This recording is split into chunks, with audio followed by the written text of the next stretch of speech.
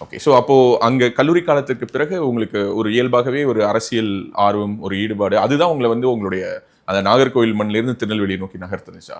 ஆமா, ஆமா. கரெக்ட். என்னன்னா இப்போ எனக்கு 87ல மேரேஜ் ஆச்சுது. அப்போ வந்து திரு கருப்பசாமி பாண்டியன் அவருடைய தலைமையில தான் எனக்கு ரொம்ப உறவினர் கூட. அவங்களுடைய தலைமையில தான் கல்யாணம் ஒரு நடந்துச்சு. திருமணமே அவருடைய தலைமையில தான் ஆமா. நடந்ததா? அவங்க ஓ! தலைமையில தான் கல்யாணம் நடந்துச்சு. அப்போ நான் வந்து எம்ஜிஆருடைய ரசிகன். நார்வேல எந்த தியேட்டர்னாலும் படம்னா மொத நாளே போயிடுவோம். அதுவும் காலையில ஃபர்ஸ்ட் ஷோன்னா 4 மணிக்கு 5 மணிக்கு அனுப்பிச்சு ஸோ போயிருவோம். முரட்டு ரசிகன்.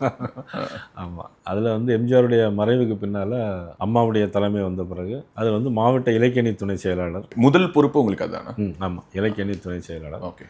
வள்ளியூர் ஒன்றிய துணை செயலாளர். ஓகே. திரு கருப்பசாமி பாண்டியன் அவர்கள் தான் அதெல்லாம் போட்டு குடுத்தாங்க. இல்ல அதுதான் நான் கேட்கணும்னு நினைச்சேன். என்னன்னா சமீபத்துல அதாவது நீங்க மாநில தலைவர் ஆனதற்கு பிறகான மேடையா அப்படின்னு எனக்கு தெரியல. ஆனா ஒரு மேடையில ரொம்ப ஒரு நிகழ்ச்சியா சொல்றீங்க. எனக்கு முதலாக மாவட்ட பொறுப்பை போட்டுக் கொடுத்தவர் திரு கானா அவர்கள் அப்படின்னு சொல்லும் பொழுது, பொதுவா அரசியல்வாதிகள் பத்தி வெளியில இருக்கக்கூடிய விமர்சனம் என்னன்னா, சார் இன்னைக்கு நடந்ததை அவங்க நாளைக்கு மறந்துருவாங்க. ஏறி வந்த ஏணியை எட்டி உதைப்பார்கள்லாம் விமர்சனங்கள் இருக்கு.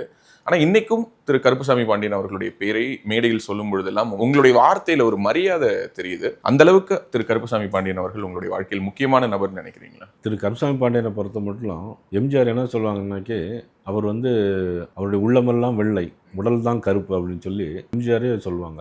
எம்ஜிஆர் அவர்களுடைய ஒரு முரட்டு ஆமா, பக்தன்னு சொல்லலாம். அவர் மிகப்பெரிய தலைவர். மந்திரியே தான் ஆகலையே தவிர, மிகப்பெரிய ஒரு நல்ல பேச்சாளர், சிந்தனையாளர். எல்லாரும் முன்னேறணும் அப்படின்னு நினச்சிட்டு தான் நிறைய பொறுப்புகளை இளைஞர்களாக பார்த்து போட்டாங்க. அவர் போட்டதில் இப்போ நான் வந்து கிட்டத்தட்ட ஒரு அகில இந்திய கட்சியினுடைய ஒரு மாநிலத்துக்கு தலைவராவுடைய அளவுக்கு அவருடைய பொறுப்பு அன்னைக்கு இருந்துச்சு. அதனால் அவரை எப்பொழுதும் நம்ம ஒரு நன்றியோடு நினச்சி பார்க்குறதுல உண்டு.